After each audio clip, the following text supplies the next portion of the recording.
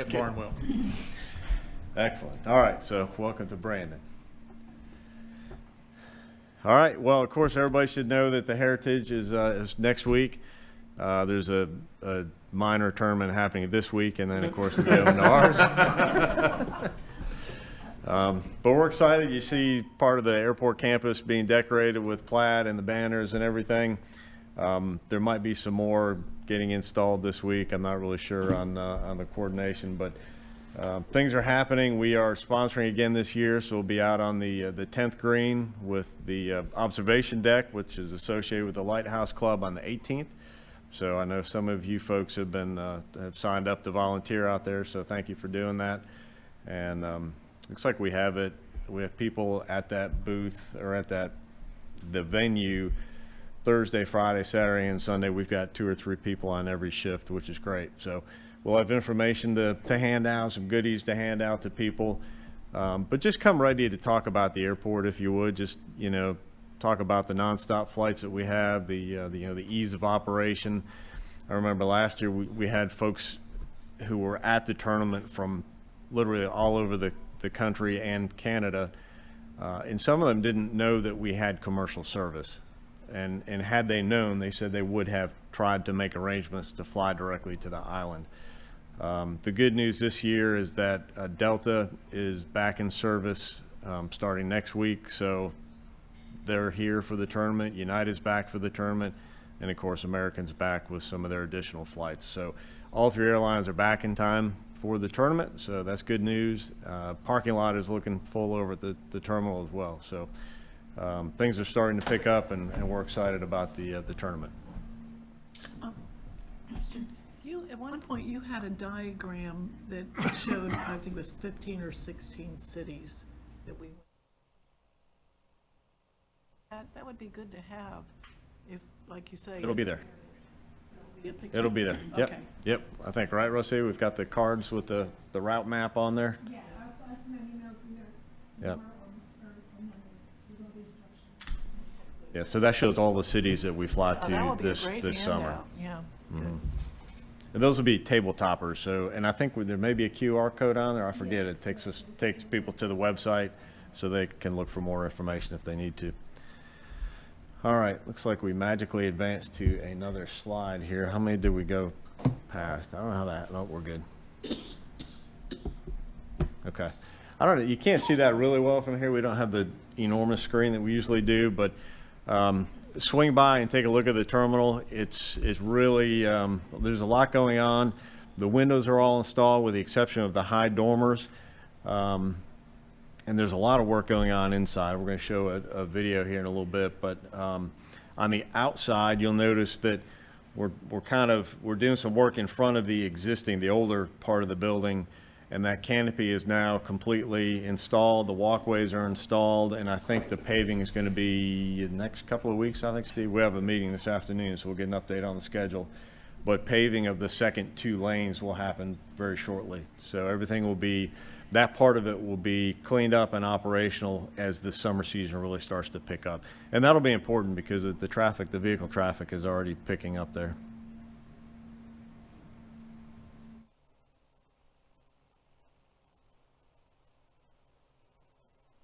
You can see this. Okay, this is walking, you're in the terminal, you're walking through the new TSA security screening checkpoint. So just imagine all the stuff around you. Now, unless you pre-check, you're putting your shoes back on. And now you're walking as if you're going up towards the boarding gates. So you see the ramp here that takes you up to the boarding gate area.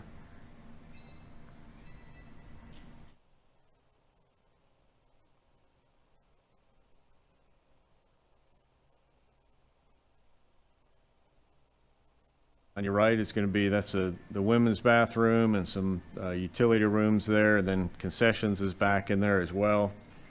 You'll see that as we move forward in the movie. And then this is going to swing around and show you some of the gate areas. And we're going to take you over towards gate 1. They're going to be common use gates. We'll basically assign kind of preferred gates. This will be the American gate at Gate 1 as our legacy carrier. So that'll be Gate 1 there.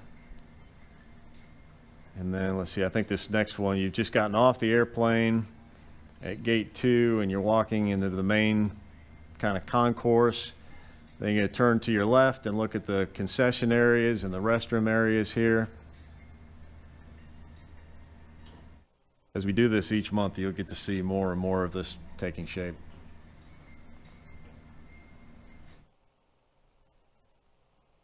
Where those step ladders are behind there is kind of an open concession area.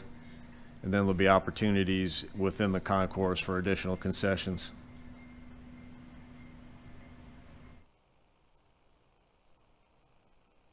Lots of windows in the building, so a lot of natural light. All right, so now you've left the concessions and the restroom area. That's kind of straight ahead. Women's restroom straight ahead. You're going to turn to the right as if you're either going to exit the building or go all the way down through the old building to baggage claim. This little corridor that you're going to see us walk through here is going to be the new automated exit lane. So it'll be a 3-door system with infrared sensors and things like that. So it will automatically control that exit lane. The door will open, you'll enter, the other door will close, the door behind you closes, and then the next door opens, and it will meter everyone through that. It's pretty, and alarms go off if people try to go the wrong way. It senses bodies going the wrong way. Then up here, you're going to get a view to the left is one of the main entrances or exits for the building. And then I'm going to show ahead of you, you're going to see kind of a straight ahead and to the right, you'll see where the tie-in is to the old building. So that's that wall ahead of you there. All that old steel has been taken out now, and we're close to being able to tie that in.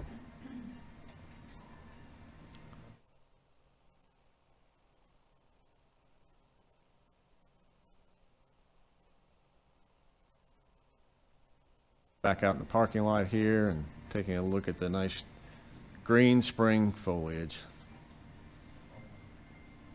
The pollen. Yeah. And Leslie's bugs.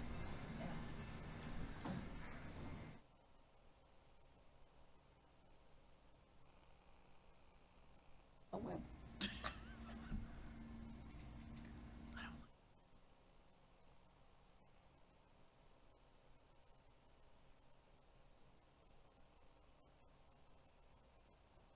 That's for you, Leslie.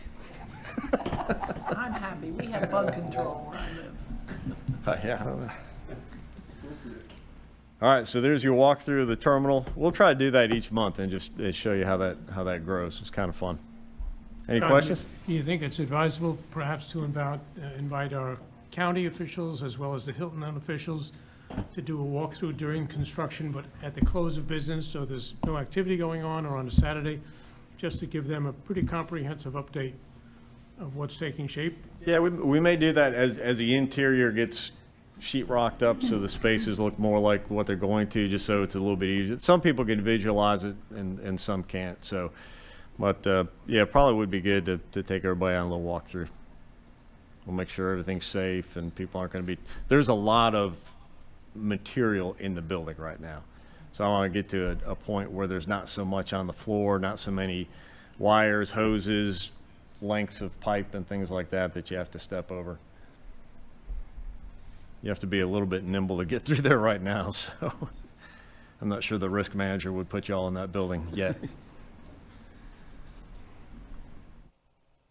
All right, that's a view of the front canopy of the existing building. You can see how all the sidewalks have gone in. There's nice oyster shell paving there, and that'll all be cleaned up, and the other 2 lanes of asphalt will be installed soon. Okay, a couple weeks ago I was up in DC, and there's proof of that there. At that table we had some folks from the Columbia Airport. We had some Joe Wilson staffers and Nancy May staffers there. But we had, between South Carolina and Georgia, we had 13 commercial airports represented.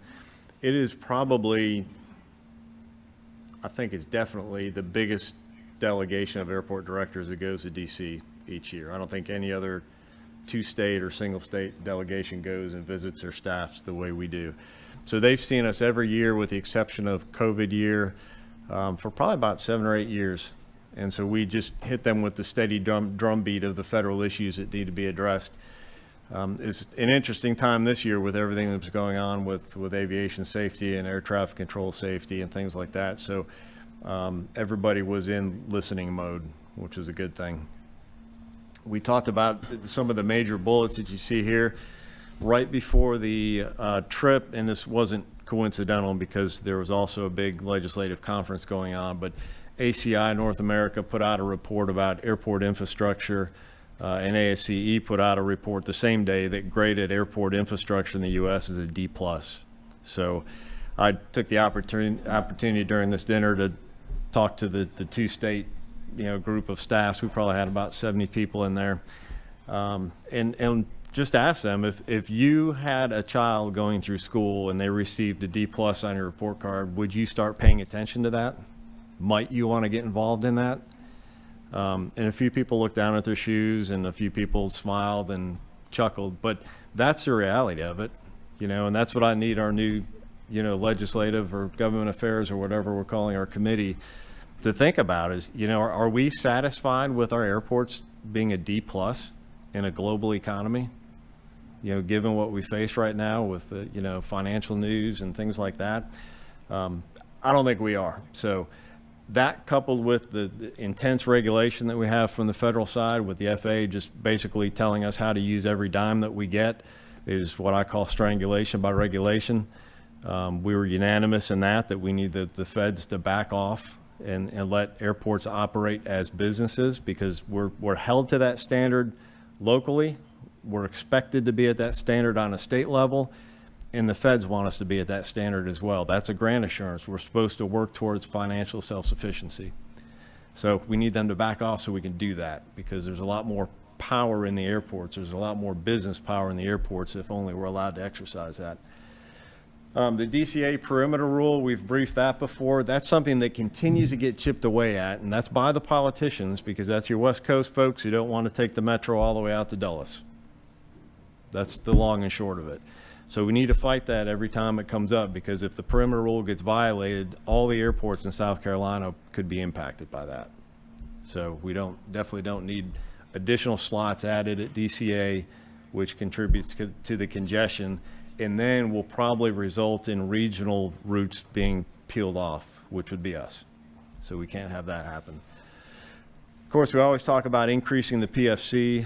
Just last week, there were a couple senators who were in front of committees, and they were testifying about how, or I'm sorry, not senators, they were airport directors in front of a Senate committee testifying about how the PFC really needs to increase. As you folks all know, it hasn't, the rate has not increased since 2000. So it's been 25 years since that rate has increased. And the cost of construction has gone up a lot more than that, for certain. The ACI report, which I can send to all you folks if you're interested in, it's a pretty good report. It's 30-some pages, but there's a lot of case studies in there too. So the meat of it's only about 14, 15 pages. But it does speak to the PFC, and it talks about what the PFC should be at now in order to cover for the cost of inflation and stuff since the year 2000, and it's in the $10 and change range. And then what it needs to be to cover infrastructure costs, which right now are at about $173 billion, and the FAA has $4 billion in their budget. So it's only going to take a few years to get all that done. In order for the PFC to contribute to that, to help that infrastructure deficit get whittled down, it would have to be in the $12 and change range. So there's a lot of work that needs to be done, and maybe we can get legislators to pay attention to it. There's a very strong lobby against the PFCs, as you know. I don't understand why, but it does exist, so we are fighting against that. But it is John, finally what's the getting total? some. What's the amount now, though, for the PFC? $4.50. So what you would be talking about, to move it up, it would be $8 per ticket, roughly, per person. 'Cause it's a per Increase. person charge. It is, Yeah. right. But it goes to the airports, not the airlines. Yes. goes Right, there. goes to the Yeah, that's- airports. That's the issue right there. That's Well, and the airlines do They get a like collect handling fee, but it's the airlines lobby that objects to it, which, again, you know, if we look at it from a common sense perspective, it really doesn't make sense, because the airlines are involved in the project list that we come up with that are funded by the PSC. So they're bought into the program. They have to approve the program before we send it to the FAA for their final approval. So they are at the table with us. They are our local airline folks are the team members in our PSC application, but big airline objects to it. So you can't really find the logic in it, but it comes down to politics. So that's about it there, but I did have good personal meetings with Senator Graham's staff and Representative Mesa's staff. We've got some follow-up issues to work on. I'll talk about this a little bit later, but I can touch on it now. One of the big items that came up in both of those meetings is the radar issue in the tower, the lack of any kind of visual system in our tower. And that's a big deal. And anytime I describe to the staffers what we have going on in the sky in this area with, to the south, you've got Savannah and Hunter Army Airfield. We've got the north-south flyway with commercial planes. We've got flight schools at all the airports. And then north of the Broad, of course, we've got Marine Corps Air Station with, a variety of aircraft, but definitely the fast movers out there with training squadrons as well with the F-35Bs. Plus, we've got flight schools here. And then we've got our own commercial traffic trying to get into Hilton Head. And the help and the safety that would be increased by having a visual display in the tower would be enormous. And the staff really understood that. They got it. And we're talking now about trying to work on a project. We're going to touch base with the air station again and see if there's a chance of maybe being able to get a feed from the air station and at least see their radar picture. And Senator Graham's military staff was very interested in that. We had a follow-up meeting with them last week. So hopefully we'll gain some traction there. John, I don't know if you're aware, but that problem is actually getting worse as time goes on, because what's happening now is Savannah is seeing on their radar the planes coming into Hilton Head, but all the planes that are talking to Hilton Head Tower are not communicating with Savannah, as they don't have to be. And so now Savannah's telling the tower to tell people talking to the tower what to do. That's a crazy system that doesn't exist anywhere else I've ever flown. It's just not good, and it's not safe. Right, absolutely. Yeah, we can definitely do better. And there's been a lot of opinion pieces that have been put out by, there's one that came out, I think, last week from an airport in Colorado, and it's got a federal contract tower like ours does. And they had proposals for a STARS-like system, but again, the FAA is not authorizing anything.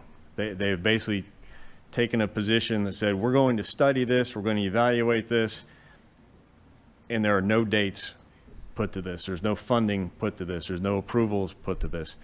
So it's really challenging for the folks in the tower, because those are, private contract employees who are trying to follow their company's regulations, and their companies are trying to do what they need to do to stay in the good graces of the FAA. So it's a tremendous conflict. And the level of confidence that our tower controllers have varies from controller to controller. We have one controller now that's literally having his head spinning when there's more than 3 airplanes in the area, and that's another safety issue. They're turning flight school airplanes away from Charleston because of it. They're yelling at students, and they get intimidated by that and turn around and go home. It's just a big mess, whatever way you look at it. And as you said, we've been talking about this now for the better part of 5 years, and nothing's happening. It's very frustrating. Well, we'll keep you up to date. We're going to have some conversations with the air station tower folks. We have a real good relationship with them, and see kind of what their ideas are, is it from the practical side what we could do, and then come back to you maybe for some support, letters and things like that to figure out how we can get this done. But I think if we, 2 years ago we had Nancy Mesa's staff in the tower, and they were amazed that, that we didn't have equipment up there. So we'll continue to take people up there and do what we can to kind of elevate that. So appreciate your help on that. All right.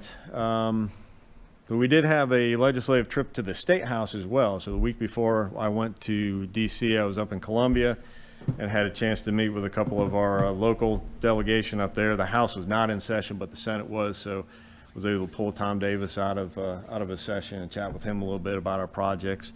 So he's engaged with both our terminal project at Hilton Head as well as St. James Baptist Church. So he's up to speed on all that.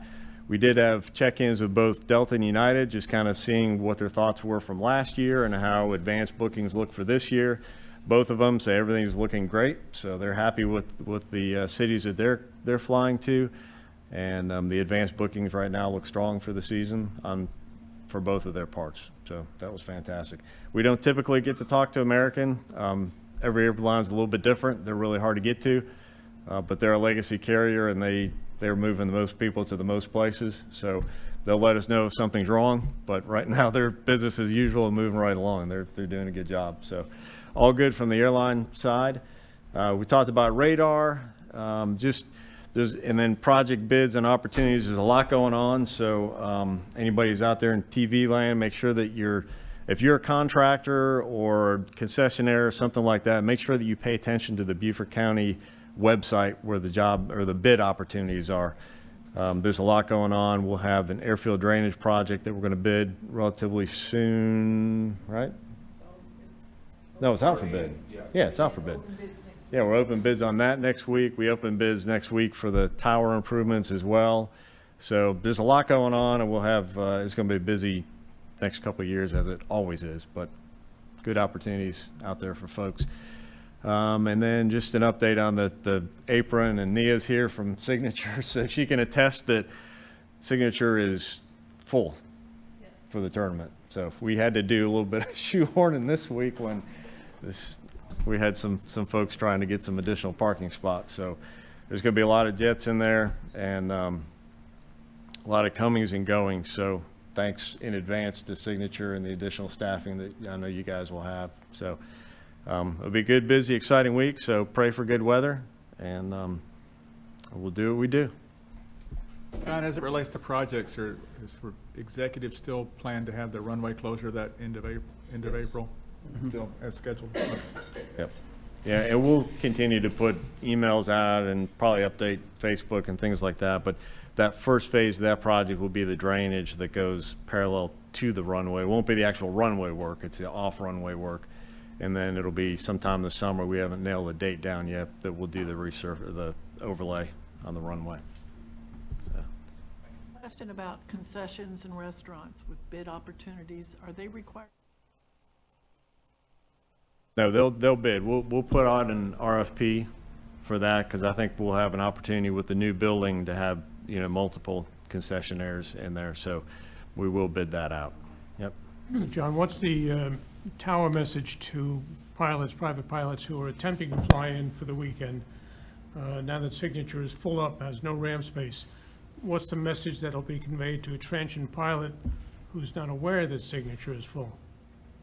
Well, hopefully most pilots are calling ahead of time to find out what's going on. I know Signature always prefers that if they do kind of try to check in.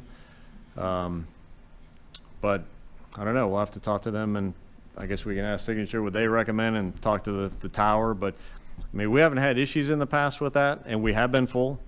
So I think they do a pretty good job of managing that traffic. You could put out a NOTAM to say that the ramp is full and to call ahead. That sometimes helps. That's one suggestion. I think that has to come from you. Right. Yeah, we put out the notice. The question I have, as far as, we're competing with Savannah for passengers, have you had any talk with the airlines about why we don't have any flights in here past 5:30, 6 o'clock at night anymore? Because people that are traveling from west of the Mississippi River have a hard time getting here, making that connection in Charlotte or whatever. We used to have flights years ago that got here as late as 11:30 at night.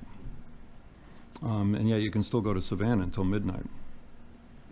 Is there, maybe they don't want to leave a plane here overnight, or has there ever been a discussion about that? They did have an overnight here years ago, but they haven't for a while. So, but we can ask about that, sure. Because that would bring in more PFC money too, if you had more people coming. Absolutely. Yeah, $4 per person. we'll take it. Every, Yeah. ev- Every everything little in bit the helps. positive direction. is That's good. right. All right, any other questions for John? No? We may want to do a pilot meeting, just introduce Brandon at ARW. I don't think we've done one in a while anyhow, It's been a so while, yeah. maybe a good idea to have, Idea. yeah, and go through that. And also kind of hit about the summer closure that we've got coming up, but we don't have a date yet on the summer one, correct? Right, no. Yeah, so at least have them with a heads up on it, about it. Chairman, I have one question for John, if I have a second. Sure? John, you may be approaching this in your next talk, but last time we were together, you talked about a grant that Senator Davis is trying to get you, maybe $2 million. Do you have any update on that, or is that part of your next talk? I had another talk. I didn't, I'm just assuming that you do. Maybe you scheduled me for something. No, that was part of my visit to the State House a couple of weeks ago, when I met with Senator Davis. We just talked about the two applications we have in, one for the terminal, one for St. James. So he's got that. The House has it and the Senate has it to start moving it through the budget process. So both of them have all the paperwork that they need, and now it's in their hands to work it into the budget. John, thank you, just making sure if we can help you in any way, let us know. Okay, I think any support that goes from Beaufort County to the State House for all the issues that we have as a county are always appreciated. You got it, sir, you got it. Is that, I think that's it for the director's report, right? But don't go anywhere, because I don't think we have any unfinished business that I remember, because we're an efficient committee and we get stuff done, so. Let's move on to new business, and so the action item we got is election of officers for just the chair and vice chair. And can we do both of them together? We have to do them individually, don't we? So we'll need a motion and then a second for each person? Yeah, I think you need A two motion separate and a offices. second, okay. Hold on. I want a motion of you retain the seat for another year. Okay, do we have a second? Second. Okay, that's, just put by committee. By committee. Is that allowed? Is there any discussion? Well, you know, About what? Yeah. Okay, so let's just move on to a vote then. Anyone opposed? Okay, this went way better than my election for class president in 8th grade. All right, the motion passes. I will be chairman for one more year. So we'll move on to vice chair. Can we get a I move motion? that Jim remain. There we go, vice that's chair number for another one. year. Number two, Brian. Anyone opposed? Then it passes. Welcome aboard, Jim. Congratulations.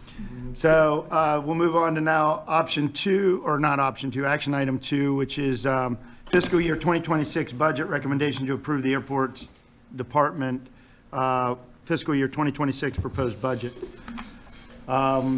Is there any discussion on this at all on the budget? We pretty much, Brian went over it last meeting, and yeah. He's going to do a presentation? Yes, I had a handout. Last meeting was the unity, Yeah. and then I have a budget, quick budget. Yeah, absolutely. Come on up. Come on down. Just for the record, Yeah. Mr. Chairman, I spent an hour plus with Brian, John, and Steve reviewing the numbers. We went line by line. So what he presents today has been reviewed in detail. We made some tweaks, and that was it. But Okay. I leave it to you, Brian. Thank you. Good morning. Let's see. Set up here.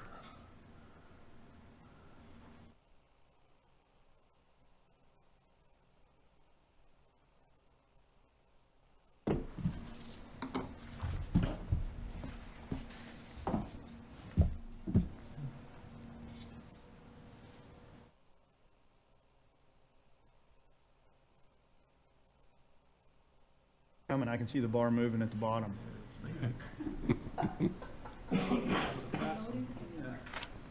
There it goes. He's loading it. Now we got a problem. Too many numbers. The good news is, at least it's not the wheel of death. Display in the Hilton Head Oh, no, not you again. That's the wrong one. That's the wrong one. I have the right one.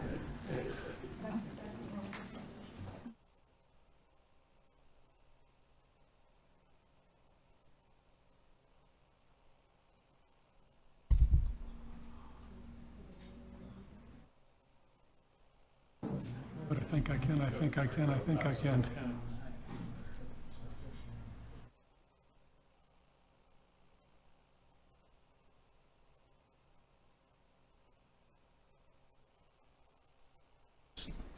presentation. Yeah, they did it like this.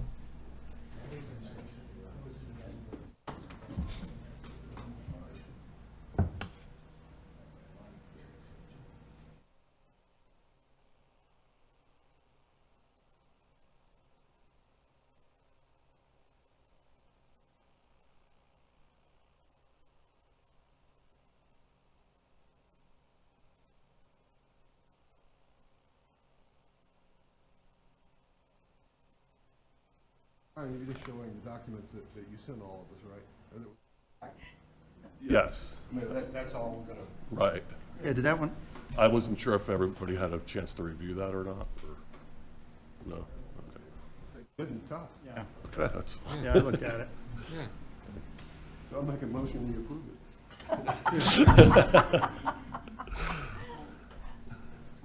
okay. Already going through the changes on it.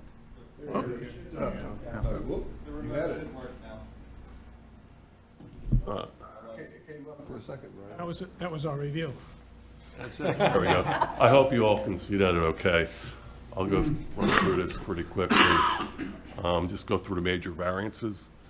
Intergovernmental, that's our Hilton Head A-tax that you see there for $150,000. Charges for services, that increase of $341,000 is basically attributable to the increased cost recovery fees that we expect to receive for fiscal year '26. Down to personnel, that is a preliminary number right now. We're still finalizing that with the county. That should be finalized within the next couple of days, but not approved yet by the county. So they're still working on those numbers. Brian, it's worthwhile noting 3% Is budgeting. that hadn't been cooked into these numbers, right? Right. Purchases, you'll see that budget went down. The main reason for that was because of the FAA compliance fee we had to pay, and that was taken out of purchases for this present fiscal year, 2025. Supplies, you'll see an increase, and this fiscal year, we were actually under budgeted on our supply budget, and we were going around having to do budget transfers. It wasn't that anybody was overspending, it was just that we were under budgeted. And it doesn't look good when we do transfers with the county from other line items. They don't like that.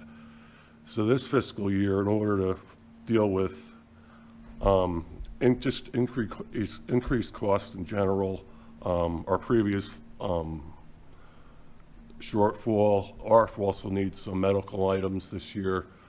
I was a little bulky on it just to be safe, not that we necessarily want to spend that money that we have budgeted, because we want to profit at the end of the day, but just so it's there so we don't run into the same problem. Capital equipment, you'll see that's budgeted for $861,000. That number will change when the salaries number is updated. I'm going to go to just to go real quickly, go to the next slide, I hope. Can you scroll to the next slide? Right here, this is actually what our capital budget is and what it will be budgeted at for the end of the day, is the $536,000. And these are the items that make up that $536,000 that are needed for HXD Airport. Are there any questions on that slide? So on that, a couple questions. One on the Sure. personnel. if you're doing, on the personnel, is that also going in, because there's really nothing in there for professional services, kind of that personnel as part of that contract stuff we have that goes out as well?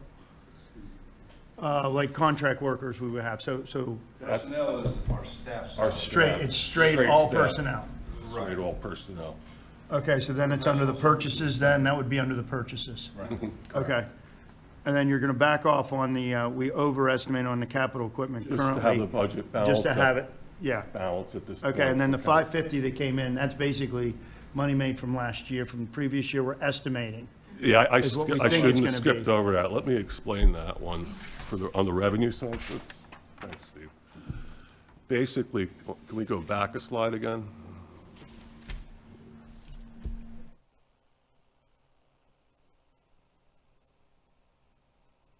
This $550,000 that you see on the revenue side, that, we have that allocated there, that's contributed from our prior year fund balance excess. And the reason we have that money this year, because it's been a problem in the past. If we want to say for 26 Hunter Road, we have to do that renovation.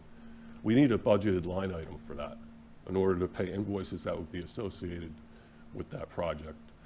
So what we did was, and they allowed us to do, was allocate a potential $250,000 for the Hunter Road renovation, as well as an additional $300,000, and that's for building demo for FAA compliance. And John, I don't know if you'd want to expound on Yeah, that. I can talk a little bit about that. You know, we, as I mentioned in the past, we've got, and I said this in DC as well, we spend a good bit of our time and money, most of our money, just trying to comply with FAA requirements, standards. As you know, the west side of the airport, the commercial taxiway needs to be relocated eventually. It's too close to the runway based on the class of airplane we have now. Now, it functions and, you know, we're fine. We're getting the FAA's good graces, but to be ideally compliant, we need to do some work there. So there are a number of properties that the airport and the county have already acquired along the west side of the airport, and having some additional funds allocated from our, you know, end of the year balance into our active budget, so to speak, so that we can access them, allows us, if the opportunity arises, to demolish some of those buildings and then show progress to the FAA, because they continue to demand that we show incremental progress towards meeting that standard. That could just be demolishing a couple of these buildings. So that's why we need to move some of these funds from a purely, you know, profit line item, if you want to call it that, to a line item in the budget where those funds are actually accessible and liquid to us. So that's what we've done here, because we know we have projects that we need to be able to execute and not, you know, have to go and coordinate with the CFO and everything. We do it this way. So that's what that is. Thanks, John. Can you speak renovation, just what that Oh, sure. entails? Sure. One of the properties that the county purchased several years ago in anticipation of the terminal project and the drainage and everything else that's associated was 26 Hunter Road. There's one building on that property that does not have to ultimately be demolished as part of a project, which is good news for the airport, because currently our admin building is slated for demolition. So once again, admin will have no place to go. We've been chased around the airport for the 11 and a half years that I've been there. We've been in trailers, we've been in a lot of different places. We're currently in a shed. So it's where we do more with less. I mean, we definitely do not have luxury digs at the airport. We leave that for the customers. But 26 Hunter Road is formerly a commercial building, and it's going to be renovated, and we're going to add space to that so that all of our admin and security function can be in one place. The added benefit of that is it's outside the fence line, so that when we have meetings, visitors, and that sort of thing, they don't have to be cleared through a gate to come and see us. So that's what that'll be. It's going to be a design and construction project that we'll undertake in the next couple of years.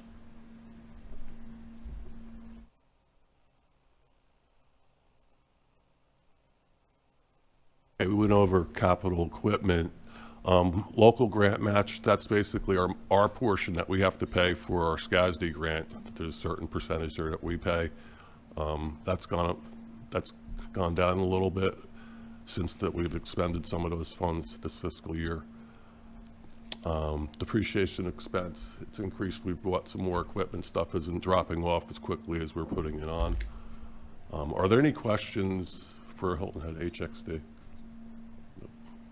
See if this works. Slides. One more, please. Thank you. This is our federal grants that we have for HXD. If you could make that a little smaller so it fits to the screen. The amounts are what is budgeted in our fund balance for the fiscal year 2026. And that will be our budget, $13 or $14 million. Any questions on our grants? No. 2027. This is our HXD state grant and entitlements summary. And that budget is at approximately $20 million. There's a lot of them. Questions? No? You go to the next slide. Here's our Beaufort executive proposed budget. Charges for services. That shows $104,000 or $105,000, $104,000 decrease. Basically, the way that that's budgeted for charges for services, we had, let's see, I'm on the wrong slide here. That decrease is mainly a reduction for what I budgeted for avgas budget for revenue. Basically, it was over budgeted or overestimated this last fiscal year, and I wanted to normalize that out. I looked at historicals, what's happened, what we expect the future to happen, and I think the budget should be lowered for that. So that's the main reason for that decrease, is because I think I over budgeted on the revenues last year or this fiscal year. That transfers in, that has to do with our ARPA that's associated with the hangar project. Yeah, because it comes out of the expenses further down. Right, exactly, Chris. And personnel, that's a preliminary number as well. I looked at what the county's proposing as far as what they think it will be. It's not much different than that. That number's not going to change much. Purchases is pretty much even keel. The only other one, site development down there, capital equipment, that's basically to have the budget balance out at zero. And actually, I kind of call that a safety net in case something breaks at the airport that we need to replace. That's unexpected because that does happen.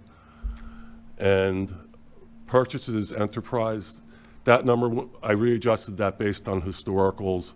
In other words, I think we're getting better at doing these budgets based on what our gross markup is on fuel, and we match that to what our revenues are for what our expenses should be, and that number is adjusted downward as well.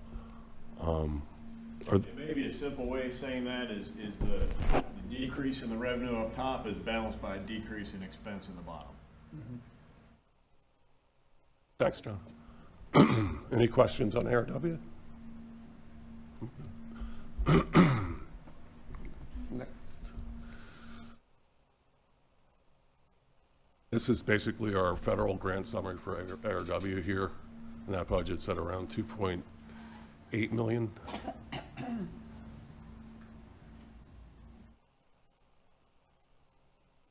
And this is this is ARW's state grant and entitlement summary. And that's at around 1.5 million. Those numbers move quickly though, because these grants, as soon as we pay invoices that are associated with a grant, whether it be state or federal, we're doing it in and out with that money. So that reward amount can vary pretty quickly from week to week, so it's just a moving target that we try to budget correctly. That's it. Any questions?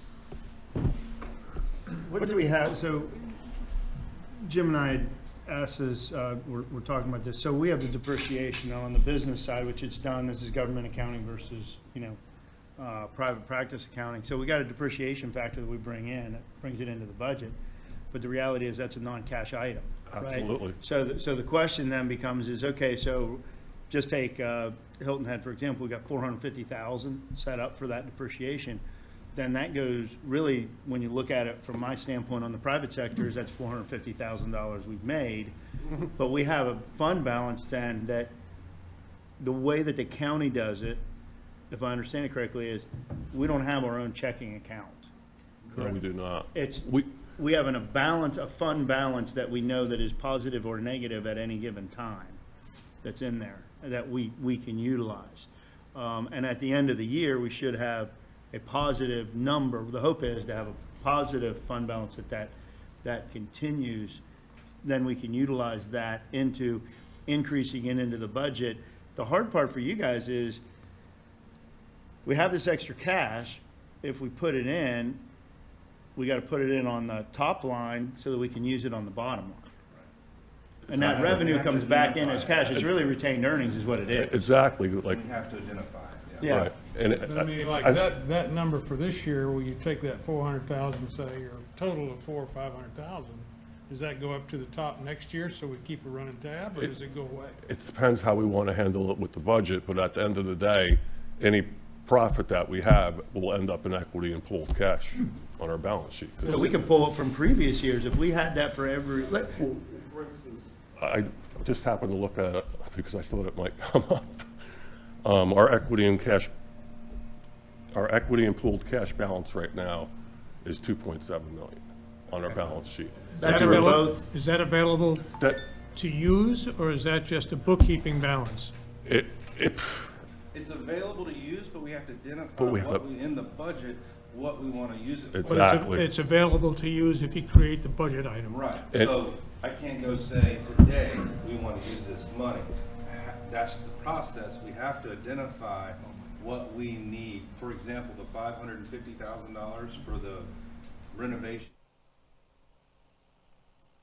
Down and identified that that's what we need some of this money to go for. So now in '26, we've identified that we want to attack those two projects. You can draw that down. We put that in our budget, and we still have that over there, but that's what we identified we wanted to use that money for. But I let's- think we gotta be smart with how we use it. Right, but let's say mid-year you came across something that we wouldn't know, but it needs to be done.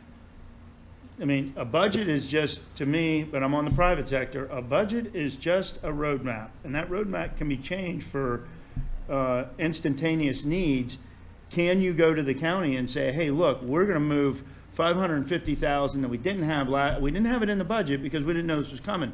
We do have the surplus because we know what our fund balance is above and beyond everything we have.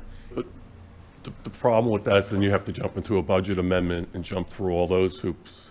But what, you can. You can.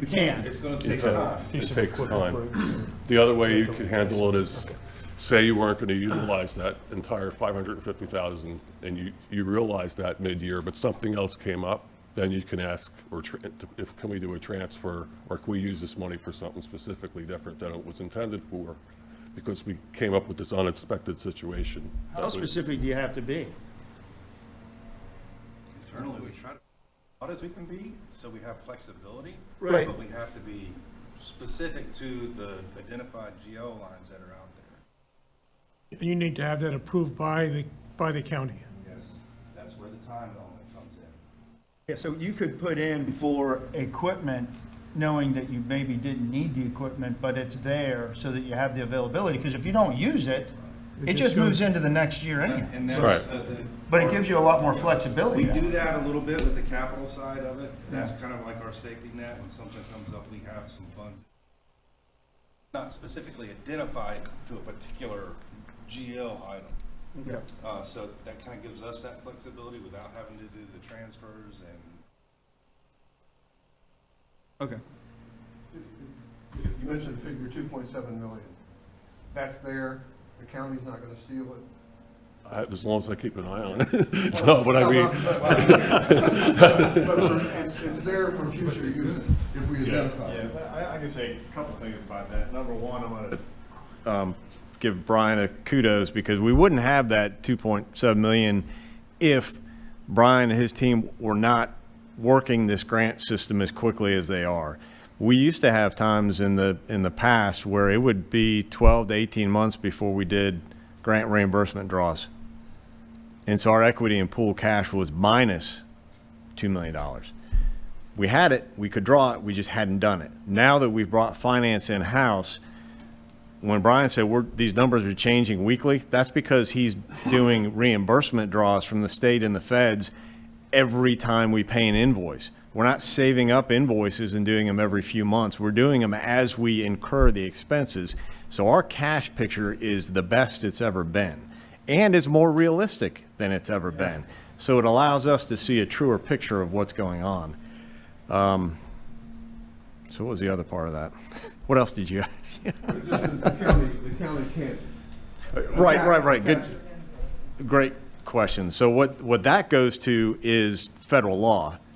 And since the airports are enterprise funds, since one of our mandates is to become financially self-sufficient, and because we are bound by sponsor assurances when we use federal funds and state funds, the county cannot divert revenue from the airport fund to the county fund. That's a huge no-no. It's illegal to do that. It is spelled out in many different terms on how not to do that. So yes, our money is our money at the airport. It cannot be transferred. There are certain things you can use airport revenue for. There are certain things you can't, but it cannot be siphoned out of an airport department and put into a county general fund. All right, thank you. All right, answer that question. Any other questions about that? Make a motion, we approve the budget? Second. I don't even know why you guys need me. I mean, you guys are just self-sufficient. We can have a recall. You know? Yeah, so we have Rich on a first and we got Jim on a second. Thank you. Brian, thank you for your time. You made a big difference over the years I've been here and explaining it. And obviously, it was an excellent investment for us to have you come on board. So, yeah. Any other discussion about it? We have a motion on the board. Yes, but just making sure. All right. Anyone opposed? All right, budget passes. Moving on to the next item, which is a contract award recommendation of parking management services at Hilton Head Island Airport to Elite Parking Services of America, which was put in our packet. Yeah, I'll let Steve. Stand by, or you can go, John. You've been running. I'll let you run it. This is your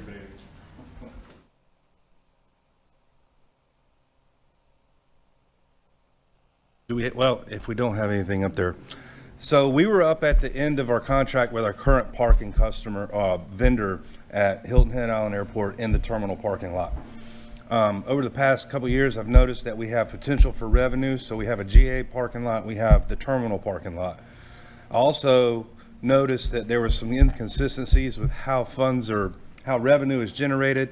So what we wanted to at the end of this contract is we put out for bid a parking vendor. It could have been the same, but I put very specifically in the scope of work what we're looking for. I'm looking for gates, automated gates. Just about every other airport has that. And what that will reduce is people not being honest by paying a kiosk and possibly getting away with it. We lose a lot of revenue with that. So that's what I asked for. We found we had quite a few vendor requests in the bid. And ultimately, when it came down to, I think, Rich, you were on there to help vote for who we picked, and we picked Elite Parking. It's kind of a hybrid approach, because originally I thought, well, I'll take this on as the airport and manage it ourselves at the airport, even if I had to hire a couple staff to do it. They brought in a hybrid approach where they manage this at a call center. What's the parking tag video ID called? Yeah, license plate recognition. So in a sense, gates will go in, camera will identify the license plate, and that's when the time starts. and then they'll go to the exit gate, and the camera will capture that same license plate, and that's how it identifies the cost. In their cars, their war room is what I call it, call center. There's somebody monitoring our cameras every single day, 7 days a week, 24 hours a day. It's amazing how they do it. It's technology. I don't want to get into how that works because I don't know, but they do it. And they're able to allow people to pass through if they're having problems. They're allowed to help people via video. And at the end of the day, if something can't happen, they just open the gate. And there's obviously times where people just need to be let out because they just can't, something's not working right. Our responsibility on the airport side is to, they're going to supply us parts in case the gate fails. And they're super simple. It's just a card. You go out, take the old card out, put the new card in, reboot the system. We're back in business.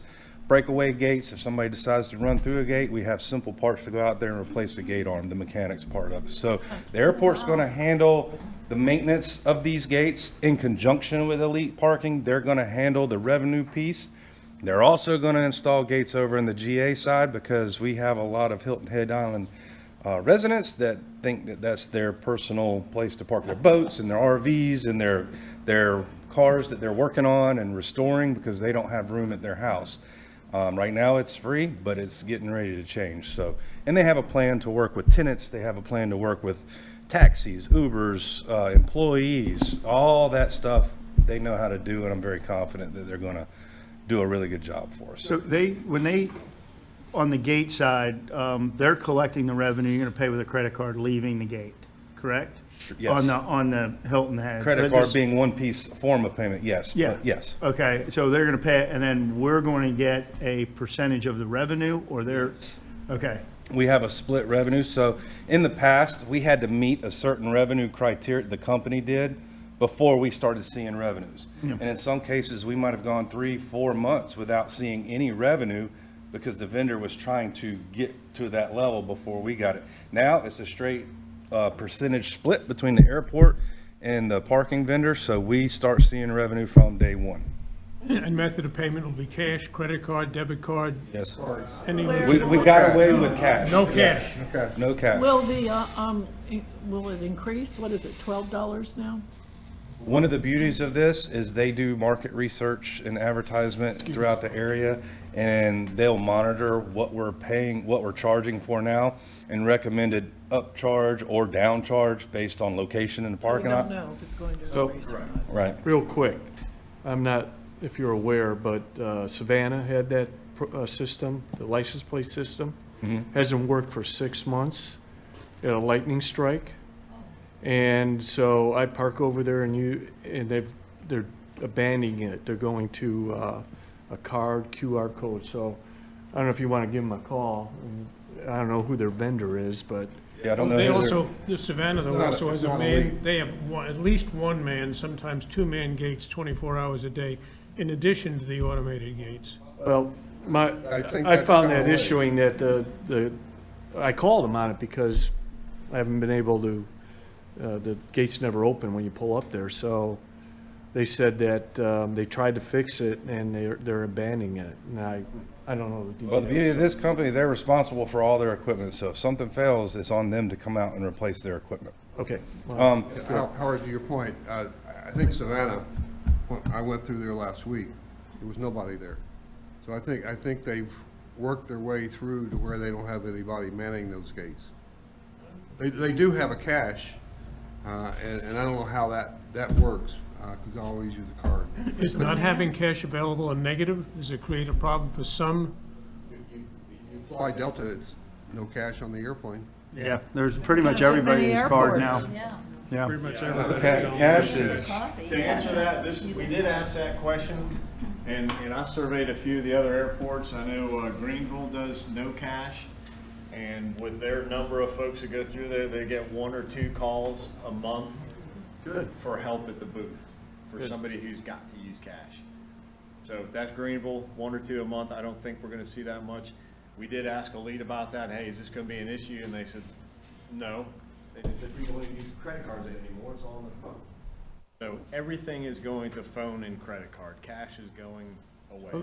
There'll be appropriate signage, I guess, that Well, says to- no cash. Well, it's all gonna be on the website. Yeah. Yes. and to that point, we don't do cash now. Right. and the kiosk machines. I was looking, Steve, I was looking at the picture. Where are the gates, the entrance? We're working on Yeah, that. yeah, I saw it looked like as you came into the airport, you had to go through these gates. Is that, no, it's going to be at the parking? We're working through that and to figuring out the best possible way, and I'm relying on this vendor because one thing I'll add, this vendor has a ton of other businesses and airports and hospitals and parking garages that their system is currently employed in. I asked that question about durability of a camera system because I wasn't familiar with it, and he was able to take me into their which parking lot do you want to see that we do right now, and the data. The only thing to Savannah, when I called about, they said they had a lightning strike and they couldn't get it to work again. Well, the good news is, And, depending you know, on that contract. And also, it's a larger operation than what you Well, are. yeah, it's a vendor issue, and if ours gets struck, They're not take gonna the get their gate down and revenue. let them out. I mean, it's simple. At that point, it's a Wi-Fi or a connection issue, so Yeah. if we're out of something like that, we're out anyway. For the benefit So of the is there- board- for the is there- benefit of the board, I did go through all the proposals. There were 6, I think, Steve? I believe so, 6 or 7. And Elite was far and away the better choice.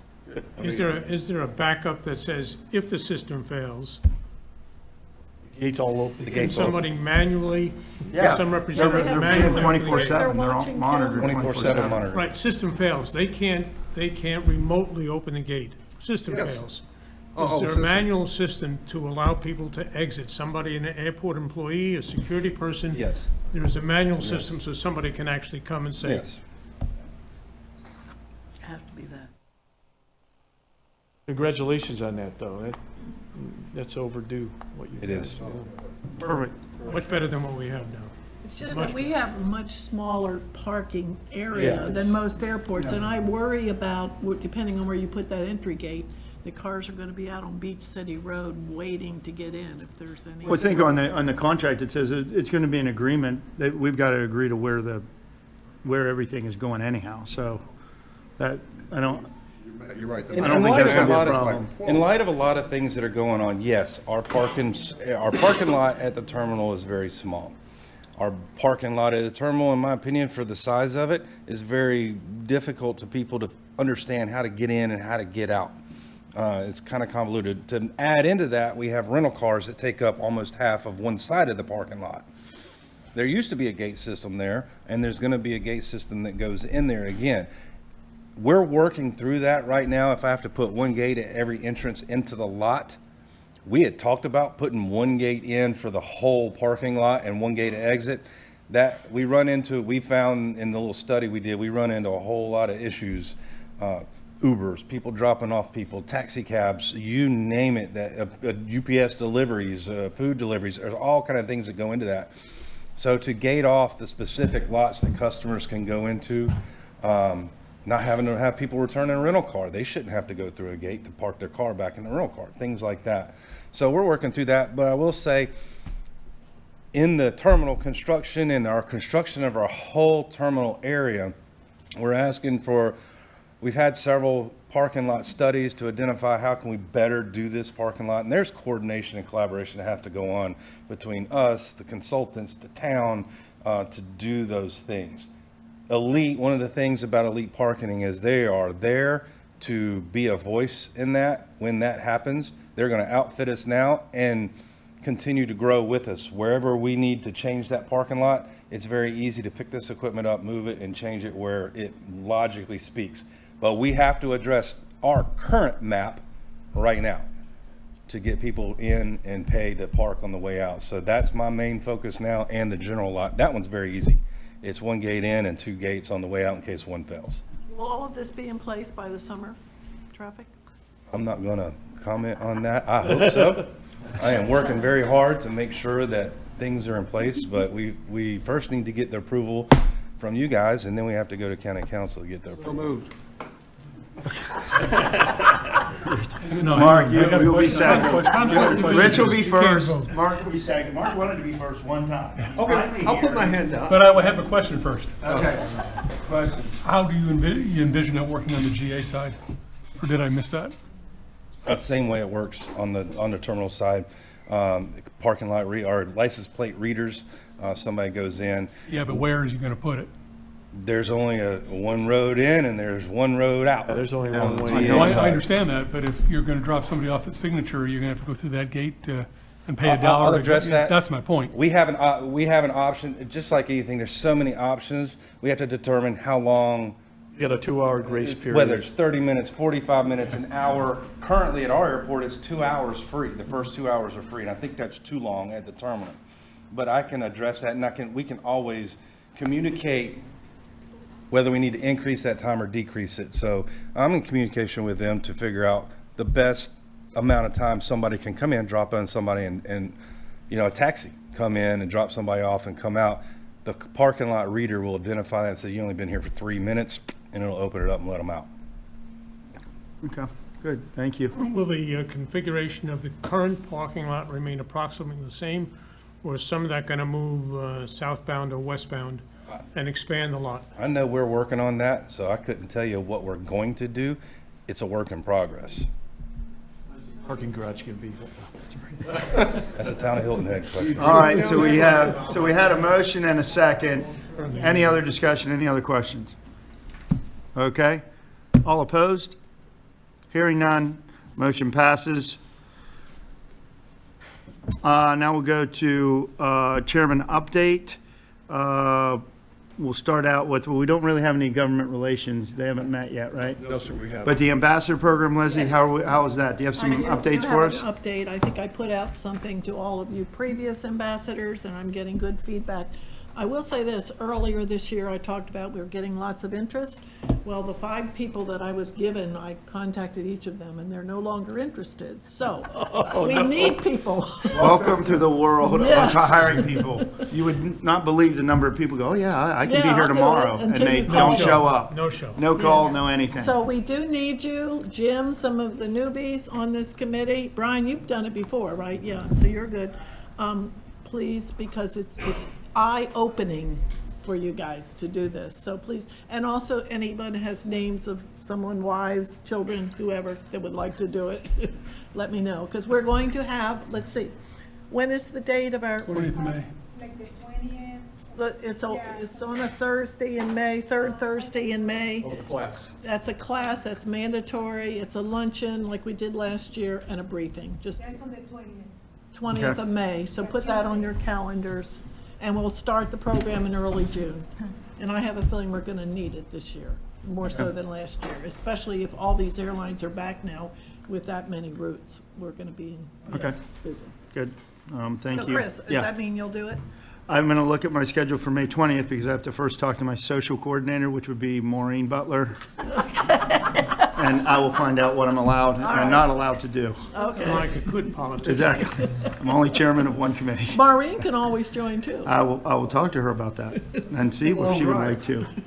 What time is that meeting? Around noon, did you say? 12 probably? o'clock, what time is the luncheon? 11:30. 11:30. It'll be at 2600, right? Yes. Yes. Okay. And then ARW Improvement Committee, and I think we're really just waiting on, we still don't have a date on when they're starting on the site prep, right, for the hangars? Right, and I have a. But they got red flags. Are those red flags for that, or is that, I saw, okay. Part of it. I mean, probably use my microphone. Working with the county, who originally it was taking on this project, the airport is taking on the bulk of the project, but still working through the county. I have a pre-notice to proceed, if that's how I would say it, meeting with the contractor and the county and us to make sure everybody's on the same sheet of music so that we know the path forward.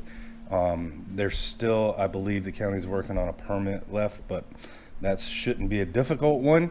But they're ready to move forward. We're ready for them to move forward. So this meeting, I will have a lot more information for you after this meeting that I'm going to have. Okay, perfect. And then Hilton Head Improvement Committee, oh, you have a question, Mark? Yeah, that's the horizontal work. Yeah, Last I Yes, sir. heard, the vertical work was still sort of in, we're still working on that, County on the Council funding on Committee that. stuff? Yeah, Right. still working on the so, funding. yeah. That's unfortunate. Yeah. Do we have HXD? No report. No report, okay. And the other thing is, when we'll set up the greeting for ARW with Brandon. At town halls. Yeah, town hall, right.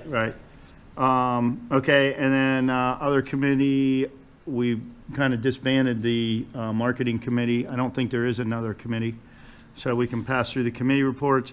We're back to citizen comments. We've lost our TV people. Anyone back here? Nope. We'll pass through that. We have a question. We have a question. What do you have? Related to I've been surprised at the number of cars in the Beaufort Executive Airport when I go out to fly somewhere. Well, I can barely find a place to park. There cannot be that many people at the airport, or that are not flying, or that are, are The flying. elite system. What's that? Put in the elite system. But I know some of those cars are long-term, and I know when we expanded the parking lot last year, we had a few more spaces, but They're gone. who are all those cars belong to? Do you have any ideas? As long as I've been working at this airport, that parking lot has been jam-packed. Now, there's always been some spaces and people parking in the grass. It is an effort that I've tried to champion over the past several years, and we put forward progress.